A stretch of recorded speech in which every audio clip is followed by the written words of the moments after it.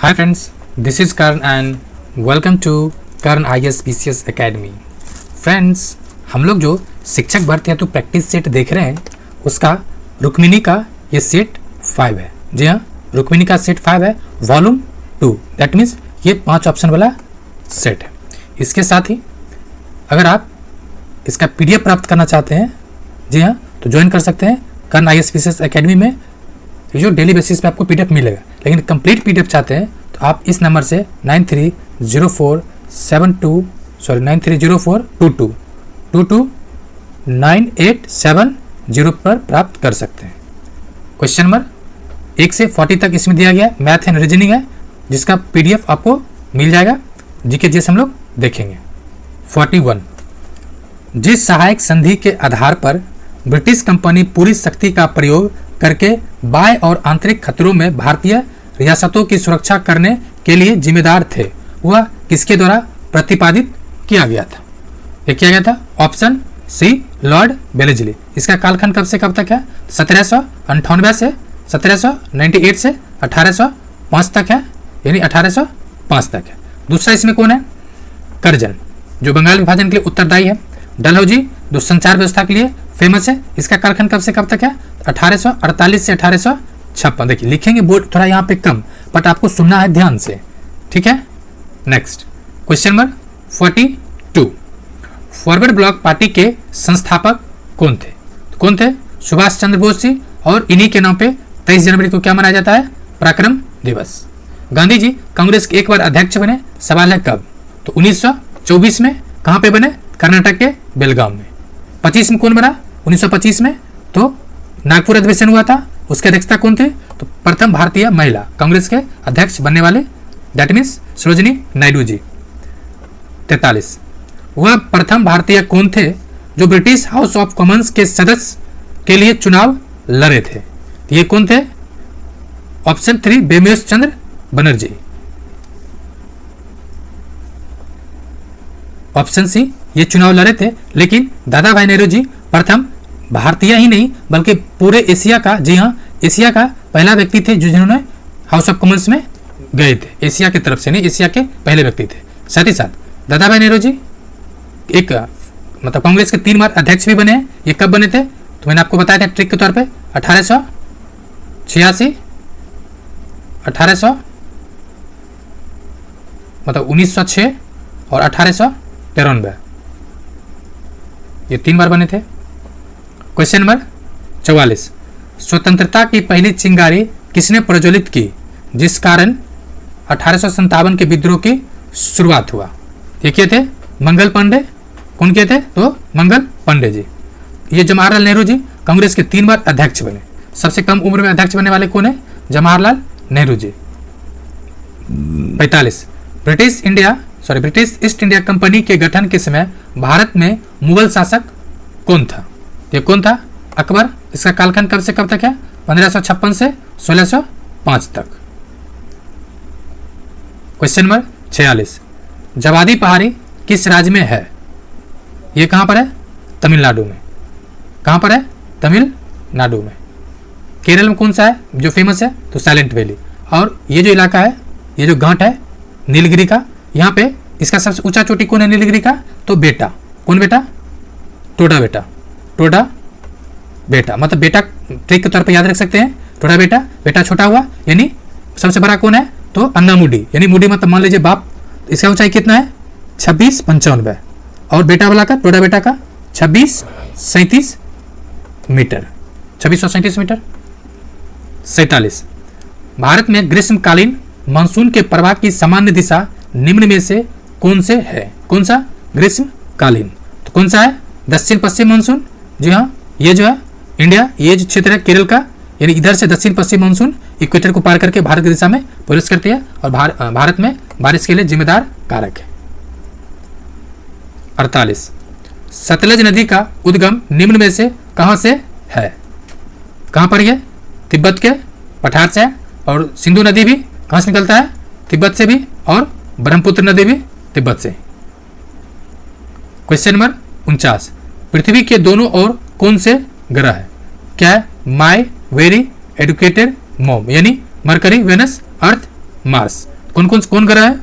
तो मंगल और शुक्र, वेनस और Mars.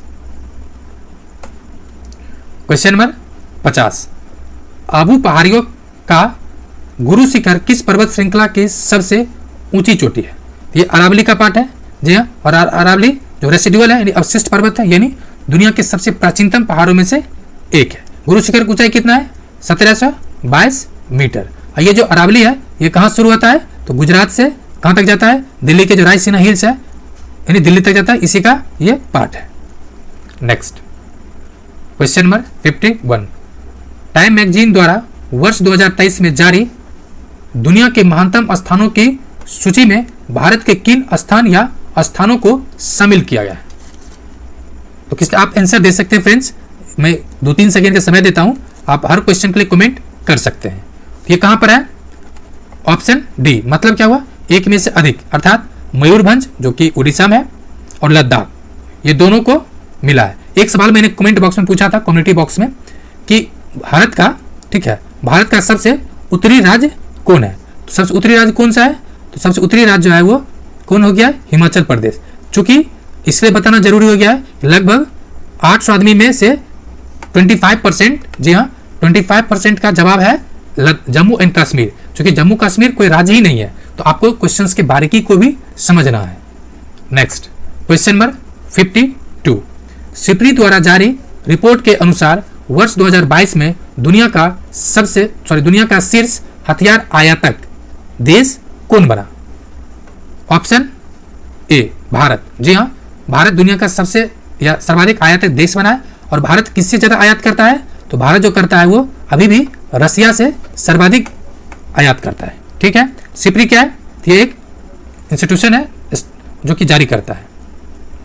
Question number 53, press bureau, ये जो है प्रेस सूचना ब्यूरो के नए प्रधान महानिदेशक कौन बने हैं? आप जवाब दे सकते हैं। तो कौन बने हैं? राजेश मल्होत्रा। नेक्स्ट 54 नंबर, सरस्वती सम्मान 2022 से किसे सम्मानित किया गया है? ये किया गया है शिव शंकरी को। आप याद कैसे रख सकते हैं? जो सरस्वती जी हैं वो शिव जी के पास क्या गए? सम्मान के लिए गए हैं। 5 नंबर, भारत के नए महान्यायवादी अर्थात अटॉर्नी जनरल कौन बने हैं? तो R Venkat Ramani, option C. 56 number, Asia की सबसे लंबी जलीय हाइड्रोकार्बन पाइपलाइन किस राज्य में स्थापित की गई है? तो कहां किया गया है? Option A, Assam. 57, शिक्षा मंत्रालय द्वारा साक्षरता दर पर जारी किए गए आंकड़ों के अनुसार भारत में किस राज्य में सबसे कम साक्षरता दर्ज है? दर कितना है सबसे कम दर्ज किया गया है? तो ये अपन बिहार है। वैसे 2011 के अनुसार बिहार में महिलाओं की जो साक्षरता दर है 51.5% है। ओवरऑल कितना है? 61.8%। पुरुषों का कितना है? 72.2 है या 3 है। ऐसे महिला में सबसे बॉटम पर कौन है? तो महिला में राज्य, जी हाँ राज्य मतलब राजस्थान सबसे अंतिम पायदान पे बना हुआ है। 58, World Elder Abuse Awareness Day कौन? World Elder Abuse Awareness Day एक वार्षिक आयोजन है जो बुजुर्ग व्यक्तियों द्वारा सहन किए गए दुर्व्यवहार, भेदभाव, उपेक्षा के बारे में जागरूकता बढ़ाने के लिए डैश को मनाया जाता है। ऑप्शन सी, 15 जून को। नेक्स्ट क्वेश्चन नंबर 59, भारतीय राष्ट्रीय कांग्रेस के अधिवेशन में भारतीय राष्ट्रगान पहली बार किस वर्ष गाया गया था? यानी वो क्वेश्चन होना चाहिए, भारतीय राष्ट्रीय कांग्रेस के किस अधिवेशन में भारतीय राष्ट्रीय गान पहली बार गाया गया था? ये किस को थोड़ा सा पहले दे देता। तो ये कब की बातें हैं? ऑप्शन ए, 1911 में। कब गाया गया था? 1911 में। क्वेश्चन नंबर 60, पुरातात्विक स्थल सुरकोटदा किस राज्य में स्थित है? तो किस राज्य में स्थित है? ऑप्शन ई, मतलब इसमें से किसी में भी स्थित नहीं है, तो होगा कहां पे? कहां पर है? तो गुजरात में है। ऑप्शन क्या हो जाएगा? ई हो जाएगा, उपरोक्त में से कोई नहीं। राजस्थान का एक जो बहुत फेमस है वो बनावली, पूछा जाता जुते हुए खेत का साक्ष्य कहाँ से मिला है, तो बनावली से। 61 नंबर, पटना में सिजदा प्रथा किसने शुरू की थी? सॉरी, पटना नहीं बल्कि भारत में, तो किसने शुरू किया था? यह है ऑप्शन सी बलबन का, यानी पूरा नाम क्या है? Ghiyasuddin Balban, option C. Question number 62, स्वतंत्र भारत के पहले गवर्नर जनरल कौन थे? ये कौन था? Lord Mountbatten. इसी में लगा दे, स्वतंत्र भारत के पहले भारतीय कौन थे गवर्नर जनरल? कौन आ जाएगा? सी राजगोपालाचार्य जी। सरदार पटेल, जो एक क्वेश्चन कई बार पूछा गया है कि 1931 के जो कराची अधिवेशन था उसका अध्यक्षता किसने किया था? तो सरदार पटेल जी ने किए थे। इसमें हुआ क्या था? इसमें मेनली हुआ था कि जो मूल अधिकार है उसको पारित किया गया था। क्वेश्चन नंबर 63, चौरी चौरा कांड किस वर्ष हुआ था? तो 1922 में। कितने तारीख को? तो 5 फरवरी को। ठीक है, ये किस आंदोलन से संबंधित है? सविनय अवज्ञा आंदोलन। कौन सा? सविनय अवज्ञा आंदोलन शुरू कब हुआ था? 1 अगस्त 1920 को। 1 अगस्त 1920 को ये शुरू हुआ था और 5 फरवरी को चौरी चौरा कांड हुआ और गांधी जी 12 फरवरी 1922 को सर्वदलीय बैठक बुला के इस आंदोलन की जिम्मेदारी लेते हुए वापस कर लेते हैं। परिणाम स्वरूप कांग्रेस का विभाजन होता है और स्वराज पार्टी का गठन 1923 जनवरी माह में होता है। 64, सुप्रसिद्ध मेघदूत इनमें से किसकी कृति है? यह है कालिदास की। और प्रेमचंद का आप कमेंट करके बता सकते हैं, कई बार सुने होइएगा, बूढ़ी काकी हो या फिर पूस की रात सुने हो, मतलब सुने होइएगा। क्वेश्चन नंबर 65, मुंडक उपनिषद किससे संबंधित है? ये संबंधित है अथर्ववेद से। ठीक है, किससे संबंधित है? अथर्ववेद से। आदर्श वाक्य कौन सा है? सत्यमेव जयते वाला, यहीं से लिया गया है। Question number 66, sir William Jones ने एशियाटिक सोसाइटी ऑफ बंगाल की स्थापना किस वर्ष की थी? तो ऑप्शन सी 1784। कब किया था? 1784 में। क्वेश्चन नंबर 67, क्षेत्रफल की दृष्टि से भारत का सबसे बड़ा राज्य कौन सा है? ये कौन सा है? राजस्थान। कौन सा है? राजस्थान। और बिहार का स्थान कौन सा आ गया है? तो घट के आ गया है 12वां। कौन सा राज्य? 12वां। क्वेश्चन नंबर 68, जम्मू और कश्मीर को जोड़ने वाली सबसे लंबी राष्ट्रीय राजमार्ग कौन सा है? यह NH44 है, NH44। क्वेश्चन नंबर 69, दो सागरों अथवा जलाशयों को जोड़ने वाली संकीर्ण जलपट्टी को क्या कहते हैं? इसको कहते हैं जलडमरू मध्य। और ये जैसे देख लीजिए इंडिया का, ये श्रीलंका के साथ जुड़ा हुआ है, पाक जलडमरू मध्य से। नेक्स्ट, ये प्रायद्वीप क्या है? तो जिसको तीनों साइड क्या हो? पानी हो। क्वेश्चन नंबर 70, भूकंप की तीव्रता मापने के पैमाने को क्या कहा जाता है? तो कहा जाता है रिएक्टर पैमाना। एक दो ऐसे भूकंप के लिए दो चीज है, दो यूज किया जाता है, एक सिस्मिक, ठीक है, दूसरा रिएक्टर वाला। तो दोनों आपको देखना है। क्वेश्चन नंबर 71, पश्चिम बंगाल में कोयला कहाँ पाया जाता है? तो कहाँ पाया जाता है? ऑप्शन डी, यानी दार्जिलिंग में भी और रानीगंज में भी। ये आपको दोनों, सॉरी दार्जिलिंग नहीं बल्कि आसनसोल और रानीगंज, इस दोनों में पाया जाता है। इसका आंसर क्या हो जाएगा? एक से अधिक वाला, जो कि 2 स्थल पे मिलता है। 72, भारत में महिलाओं के आरक्षण की व्यवस्था निम्नलिखित में से किस संस्थाओं में की गई है? तो कहाँ किया गया है? पंचायती राज व्यवस्था में। जी हाँ, जो 73वें संविधान संशोधन अधिनियम 1992 में जो आया है, इसमें महिलाओं के लिए 1/3 आरक्षण की व्यवस्था किया है। लेकिन सवाल यह है, आपको जो कंफ्यूजन क्रिएट कर सकता है वो क्या है? बिहार में कितना है? तो बिहार में 50% है और 50% देने वाला बिहार देश का पहला राज्य है। बस आपको ध्यान रखना है, जो मूल संविधान, ये जो पंचायती राज व्यवस्था कानून है, उसमें 1/3 है, अर्थात 33% है, और बिहार में 50% है। और बिहार में कौन अधिनियम है? तो पंचायती राज अधिनियम 2006। क्वेश्चन नंबर 73, धर्मनिरपेक्ष राज्य के संबंध में कौन सा कथन गलत है? तो कौन सा कथन गलत है? पहले देख लेते हैं। धर्म के आधार पर भेदभाव नहीं किया जा सकता है, बिल्कुल सही। राज्य का कोई एक अपना धर्म नहीं होता है। ऑप्शन बी यही गलत है। सभी लोगों को अपना अपना धर्म मानने, राज्य का कोई एक अपना धर्म होता है। सॉरी फ्रेंड्स, क्वेश्चन मतलब क्या है, राज्य का कोई अपना एक धर्म होता है। ये जो राज्य का कोई अपना धर्म नहीं होता। धर्म जो हमारे संविधान में डिफाइन किया गया है अनुच्छेद 25 से 28 के बीच में, जिसमें धार्मिक स्वतंत्रता की बात है मूल अधिकार के अंतर्गत, इसमें यह कहा गया है कि धर्म व्यक्ति का व्यक्तिगत आंतरिक और व्यक्तिगत मतलब क्या है चीजें हैं, और कोई व्यक्ति मतलब धर्म के आधार पर ना उसके साथ भेदभाव होगा ना किसी तरह कोई बातें होगी, ये व्यक्ति का व्यक्तिगत है। ठीक है, 3 नंबर ऑप्शन क्या कह रहा है, सभी लोगों को अपना अपना धर्म को मानने और उसके अनुसार आचरण करने का अधिकार होगा। साथ ही साथ धर्म के आधार पर किसी व्यक्ति को कर देने और या बाध्य नहीं किया जा सकता है। धर्म में भी जो सिख धर्म है, ठीक है, उसको भी हिंदू धर्म के अंतर्गत ही माना गया है, लेकिन उसको जो ये जो कृपाण उसको धारण करने की अनुमति है। क्वेश्चन नंबर 74, उस संसदीय समिति को जो भारत के नियंत्रक महालेखा परीक्षक की रिपोर्ट की समीक्षा करती है डैश कहा जाता है। तो क्या कहा जाता है, लोक लेखा समिति। इसमें सदस्य कितना होता है 22, राज्यसभा कितना 7, बाकी सब लोकसभा। प्राक्कलन समिति, इसमें सदस्य कितना होता है 30, राज्यसभा कितना 0, लोकसभा का 30।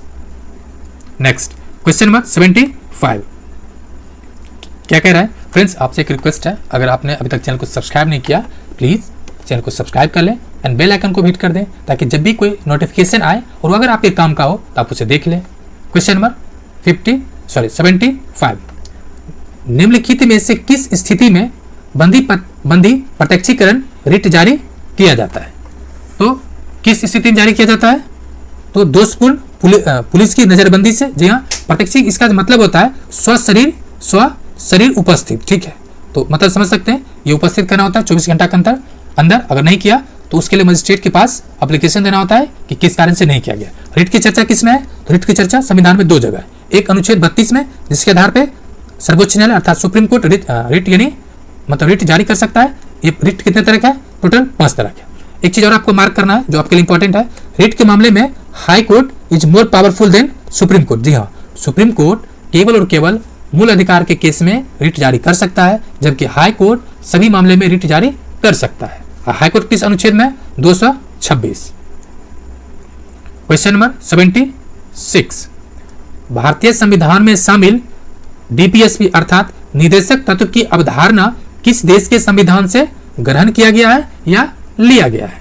तो किससे लिया गया है, आयरलैंड से। मैंने कैसे याद रखा है, डीपीएसपी और डी आई यानी आयरलैंड, डी से डीपीएसपी, आई से आयरलैंड, इस तरह से ट्रिक बना सकते हैं। डी आई होता है ना मैथ्स में, डी आई, तो डी आई मतलब डीपीएसपी और आयरलैंड। ठीक है, कनाडा से क्या ले गया, तो भारतीय संज्ञा जो मॉडल है, जी हाँ, वो कनाडा से ले गया। यूएसए से क्या ले गया, यूएसए से एक तो मूल अधिकार, दूसरा जो उपराष्ट्रपति का है, उसके अलावा जो इम्पीचमेंट है यानी जो राष्ट्रपति पे जो महाभियोग लगता है, ये सब कहां से आ गया, यूएसए से। मैंने क्या ट्रिक के तौर पे याद रखा है कि जो भी चीज मतलब क्या कहते हैं, मतलब एक तरह से उसको रोकता है करने पे, ठीक है, उसको लिया गया यूएसए से। जैसे जुडिशियल रिव्यू एक तरह से वो क्या करता है, काम करने से रोकता है। तो 77 नंबर, प्राथमिक क्षेत्र का तात्पर्य है कृषि और कृषि संबद्ध क्षेत्र। क्या है, कृषि और कृषि संबद्ध क्षेत्र। क्वेश्चन नंबर 78, भारत के कृषि क्षेत्र में व्याप्त अदृश्य या छिपी हुई बेरोजगारी का प्रमुख कारण क्या है। तो उसका प्रमुख कारण है कृषि पर जनसंख्या की अत्यधिक निर्भरता। जी हाँ, भारत में अभी भी मतलब बिहार की बात की जाए तो 88 मतलब कुछ परसेंट है जो ग्रामीण क्षेत्र में, जिसमें से 70% कृषि और उसके जो सहवर्ती क्षेत्र है उस पर क्या है, बेस्ड है, यानी उस पर आधारित है। और भी बहुत सारा कारण, लेकिन ये अकॉर्डिंग टू दिस ये होगा। ये बिहार का मैप है, ये आपको दिख रहा होगा कौन सा क्षेत्र है, तो अंग जो पहले था और अभी भागलपुर और बांका का क्षेत्र है। चलिए देखते हैं क्या कह रहा है। स्थान को जो एक है किस पक्षी अभयारण्य से संबंधित है, तो देखते हैं 79 का, ये गोगरा बिल पक्षी अभयारण्य, ऑप्शन ए।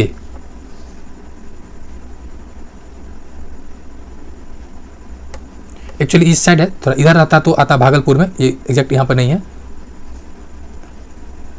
क्वेश्चन नंबर 80, इनमें से कौन सी समिति कृषि नीतियां एवं कार्यक्रमों से संबंधित थी। तो कौन सा है, भानु प्रताप सिंह समिति।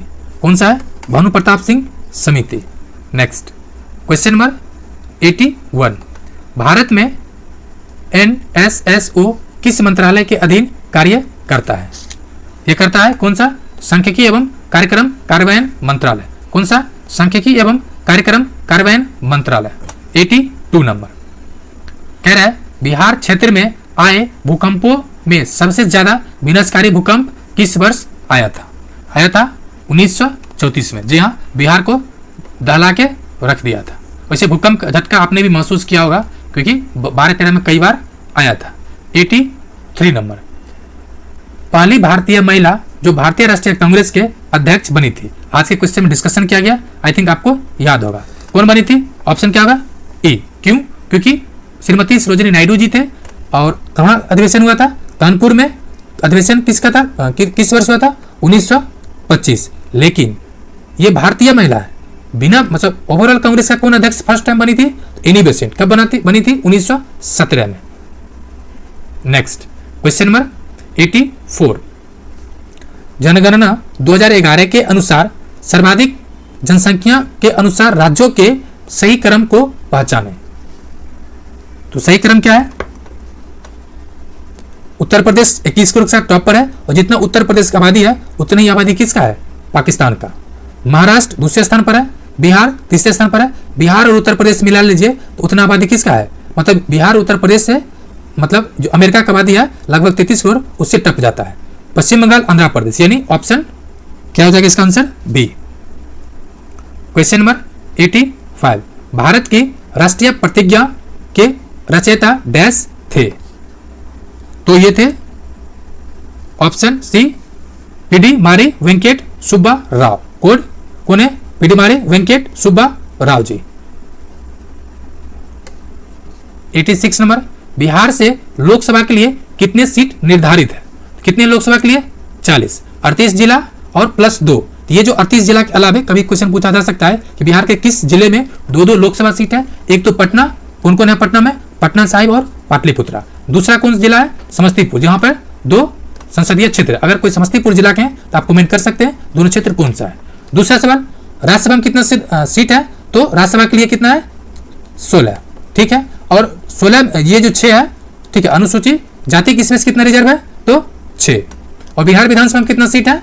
टोटल 243। कितने? 243। और विधान परिषद में 75। अब आपसे सवाल है कि टोटल विधानसभा और विधान परिषद में सदस्यों की संख्या टोटल कितना है?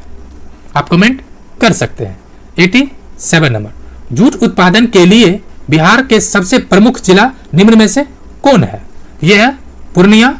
Option A. कौन जिला है? पूर्णिया। ऐसे भी आपको ध्यान रखना है, अगर क्षेत्र पूछ दे तो उत्तर और पूर्वी क्षेत्र में जूट उत्पादन के लिए फेमस है। जूट उत्पादन के जरूरी क्या है कि पर्याप्त मात्रा में वर्षा हो। और बिहार में बारिश शुरुआत किस जिला में पहले होता है? तो किशनगंज। क्यों? क्योंकि बंगाल के खाड़ी से बारिश आता है। ये तो हो गया जूट में। अब बिहार का स्थान कौन है ओवरऑल इंडिया में? तो दूसरा स्थान है। सवाल है टॉप पर कौन है? तो पश्चिम बंगाल। क्वेश्चन नंबर 88 बिहार का सबसे गर्म जिला कौन सा है? तो सबसे गर्म जिला कौन सा है? गया। आप ट्रिक के तौर पे कैसे याद कर सकते हैं? देखिए, बरसात किशनगंज से शुरुआत हुआ और गया यहाँ पर है, तो धीरे धीरे बारिश कराते आया और रास्ते में खत्म हो गया। यही वजह है कि गया जो बरसात यानी बरसात भी कम होता है और गर्मी भी ज्यादा होता है। नेक्स्ट क्वेश्चन नंबर 89 निम्न में से कौन सी नदी दादरा एवं नगर हवेली से होकर बहती है? तो यह है दमन गंगा। कौन सा है? दमन गंगा। ठीक है। गोदावरी की लंबाई कितना है? 1465 मीटर। ठीक है। और ये दक्षिण भारत की बड़ी सबसे लंबी नदी है। नेक्स्ट क्वेश्चन नंबर 90 छलिया नृत्य निम्नलिखित में से किस राज्य से संबंधित है? ये किस संबंधित है? इसका संबंध हो जाएगा उपरोक्त में से कोई नहीं। क्यों? क्योंकि छलिया नृत्य का संबंध जो है वो उत्तराखंड से है। कहां से है? उत्तराखंड से है। क्वेश्चन नंबर 91 निम्न में से कौन श्वसन उत्सर्जक और परिसंचरण वाले अंगों से रहित होते हैं? तो किसका है ये? तो स्पंज। Option C. नेक्स्ट 92 निम्नलिखित में से कौन सा एक विषम परमाणु अणु नहीं है? तो कौन सा नहीं है? तो ये हो जाएगा P4। Option B.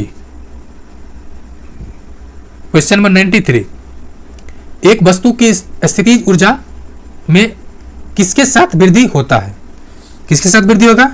ऊंचाई के साथ, यानी mgh जो होता है उसको देखना है। और काइनेटिक ऊर्जा क्या होता है? हाफ mv², ये नहीं तो हाफ होता है काइनेटिक ऊर्जा। नेक्स्ट क्वेश्चन नंबर 94, ध्वनि का प्रसार किस माध्यम में अधिकतम होता है? तो जो प्रसार है वो होगा सॉलिड में। ये इसके देखिए सॉलिड ना देके आपको दे हो सकता है स्टील दे दे, ठीक है, उसके अलावा वाटर दे दे, उसके अलावा कांच दे दे। क्या है? कांच। तो आपको क्या ध्यान रखना है? सॉलिड कौन हो गया? स्टील हो जाएगा, उसके बाद हो जाएगा कांच, उसके बाद हो जाएगा क्या हो जाएगा? वाटर, उसके बाद आपको मिल जाएगा एयर, और उसमें मिल जाएगा वैक्यूम। एयर और वैक्यूम अंतर है, इस बात को ध्यान रखना है आपको। 95 नंबर, यौगिक CH3 का नाम क्या है? इसमें देखिए C कितना है? C2H6। क्या है? C2H6। इसका नाम क्या हो जाएगा? Option A ethane. क्या हो जाएगा? एथेन। नेक्स्ट क्वेश्चन नंबर 96, निम्नलिखित में से कौन सा अवलोकन हमें यह निर्धारित करने में मदद करता है कि रासायनिक अभिक्रिया हुई है या नहीं? पहली बात, रासायनिक अभिक्रिया मतलब वैसा अभिक्रिया जो एक बार हो जाए तो अपना जो पूर्ववर्ती स्थिति है उसमें नहीं आ सकता। नहीं समझे? जैसे समझ इसको, ऐसे आप सब्जी बनाइए, ठीक है, सब्जी बनाए और उसको वापस मान लेते हैं कि भिंडी की सब्जी बना रहे हैं, वापस भिंडी बनाई, बनेगा क्या? नहीं। इसको कहते हैं रासायनिक अभिक्रिया। अब चलते हैं क्वेश्चन, क्या कह रहा है? कौन अभिक्रिया है या नहीं? तो उसके कंडीशन क्या है? रंग बदलना, सब्जी जैसे रंग बदल जाता है। अवस्था परिवर्तन, जी हाँ, आप पहले सब्जी आलू था सॉलिड था, काट दिया, लिक्विड बदल जाएगा, मतलब सब्जी बन जाएगा। तो गैस का उत्सर्जन, जी हाँ, यानी इसका आंसर हो जाएगा एक से अधिक, अर्थात उपरोक्त में से एक से अधिक, ऑप्शन डी। 97, निम्नलिखित में से कौन सा कथन क्षार के लिए सत्य नहीं है? तो ये हो जाएगा स्वाद में खट्टा होना, ये सत्य नहीं है। बाकी क्या है? सभी सत्य, अर्थात स्वाद में कड़वा होना। खट्टा मतलब एसिडिक हो जाता है तो होगा ही नहीं। छूने के लिए साबुन, और ये दोनों क्या हो जाएगा? इसका मतलब सी हो जाएगा सही। 98, निम्न में से कौन पूरी तरह से मुक्त रहने वाले समुद्री जीव है? यह है ऑप्शन सी इकाइनोडोरमेटा। मोलस्का क्या होता है? तो जॉइंट वाला जीव जो होता है, जैसे कि तिलचट्टा, ये सब ऑर्थोपोडा, मोलस्का नहीं बल्कि ऑर्थोपोडा। 99, वायु की प्रकृति के अनुसार कौन पदार्थ एक विशेष रंग के साथ चमकता है? यह है कौन सा? ऑप्शन ऑप्शन ई हो जाएगा, उपरोक्त में से कोई नहीं। क्यों? उसका कारण है वायु की जो प्रकृति है वो प्लाज्मा पदार्थ के विशेष रंग के साथ चमकता है। जो प्लाज्मा है ये ठोस, लिक्विड, गैस नहीं बल्कि जो फोर्थ स्टेज प्लाज्मा, उस पर डिपेंड करता है। नेक्स्ट क्वेश्चन नंबर 100, पृथ्वी की सतह पर जहां वायु का घर्षण नगण्य हो वस्तु किस प्रकार से गिरती है? किस प्रकार से गिरती है? ऑप्शन सी एक समान त्वरण से। ये सवाल बनता है, ठीक है, मतलब कोई बॉडी को कुछ लिमिटेड हाइट कुछ हाइट से गिराया गया दो वस्तु को, अगर वो उसमें एक समान त्वरण है, दैट मीन्स वहां पर घर्षण नहीं है। अगर उसमें ये क्वेश्चन दे दे वैक्यूम दे दे, ठीक है, वैक्यूम दे या आपको दे देगा वायु, तो आपको ध्यान रखना है अगर वैक्यूम है तब तो समान गति से आएगा, लेकिन एयर है तो असमान गति से आएगा।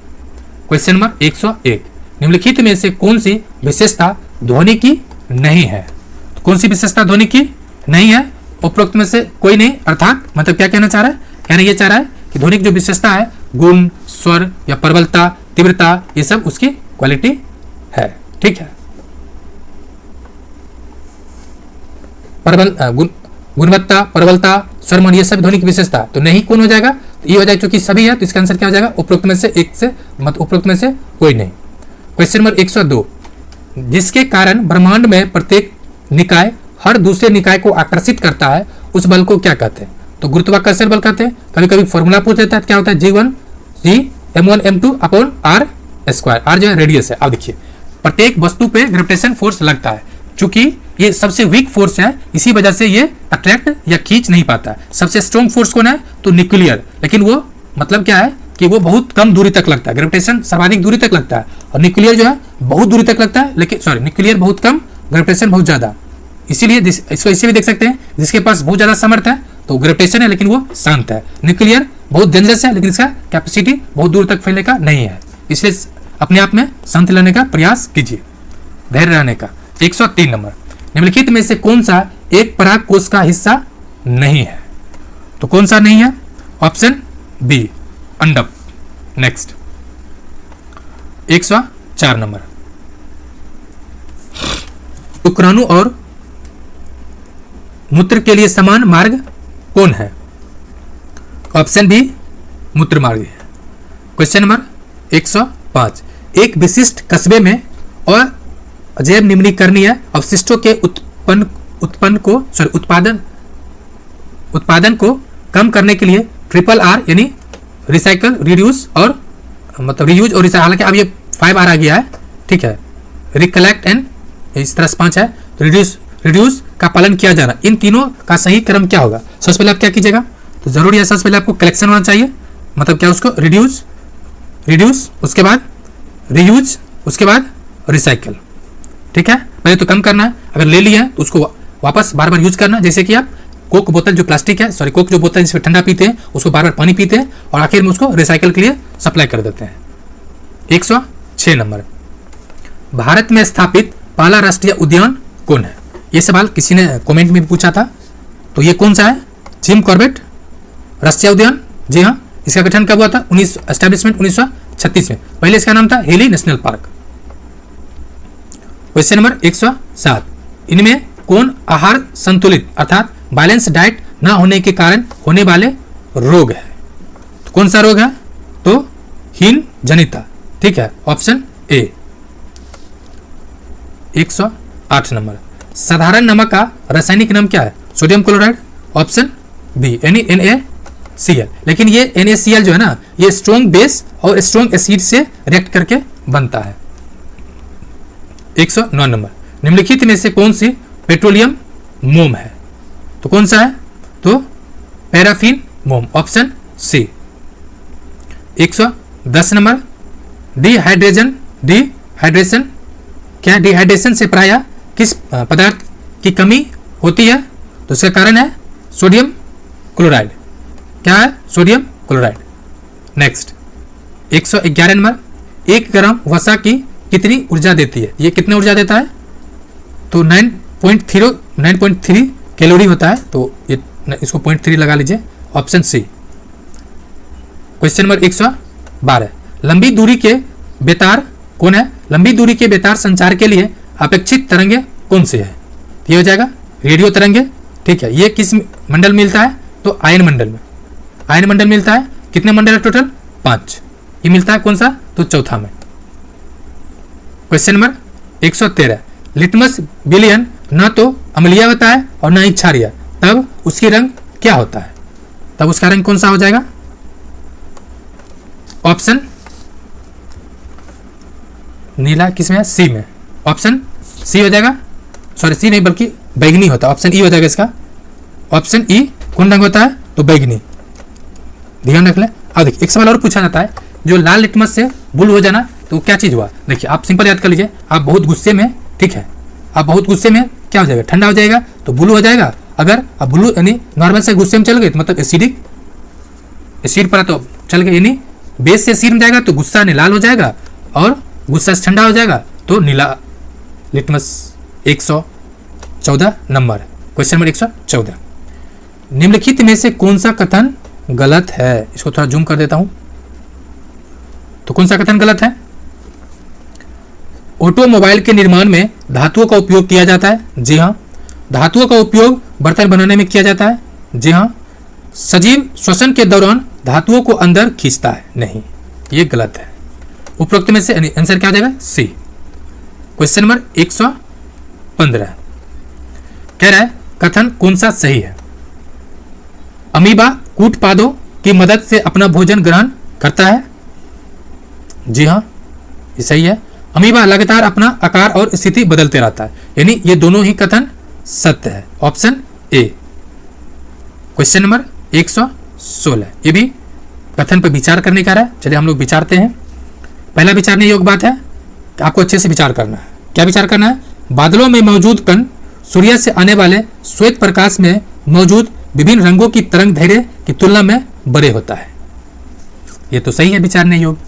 श्वेत प्रकाश की सभी रंग लगभग समान मात्रा में परिकिरणित होता है, जी हाँ, रंग तो समान मात्रा में परिकिरणित होता है, लेकिन वो वेवलेंथ के अनुसार अपना अपना दूरी तय करता है, यानी दोनों ही कथन सत्य है। क्वेश्चन नंबर 117, 400 मीटर की दौड़ में भाग लेने के बाद आपको ऐंठन होती है? अगर होता है तो ठीक, नहीं है तो क्वेश्चन पढ़ लेते हैं। निम्न में से कौन सा विकल्प इसका सबसे सटीक कारण हो सकता है? तो इसका कारण है कि आपके बॉडी में ऑक्जेलिक एसिड का जम जाना। जी हाँ, ऑक्सीजन की कमी और पायरुवेट का लैक्टिक अम्ल का क्या हो जाना? जमा हो जाना। तो ऑप्शन हो जाएगा सी। क्वेश्चन नंबर 118, कुएं, नहर, टैंक और नदी, लिफ्ट प्रणाली, ये सभी किसके विभिन्न तरीके हैं? किसके तरीके हैं? ये सभी प्रणाली का तरीका है। कौन सा? तो उपरोक्त में से एक से अधिक, मतलब कई कारण एक जल भरने के लिए भी है। जैसे कि देखिए, सिंचाई के लिए कर सकता है, जल भंडारण के लिए कुआं से निकाल सकता है, फसल सुधार के लिए कर सकता है। इसके मतलब एक से अधिक इसका काम है। 119, इंजन में सनेहक का काम क्या है? इसका काम क्या है? तो केवल हिस्सा को ठंडा करता है? जी नहीं। केवल गतिशील हिस्सा में हिस्सा की न्यूनतम करता है? नहीं। केवल इंजन से गंदगी को धोता है? नहीं। यानी ये सभी मिलकर काम करता है। उपरोक्त में से सभी हो जाएगा। क्वेश्चन नंबर देखिए, ये क्वेश्चन है ना यूपीएससी का कॉपी किया गया, ठीक है, केवल लगा के यूपीएससी को कॉपी किया गया और इसमें क्या जोड़ दिया गया? ऑप्शन डी इसका आंसर हो जाएगा।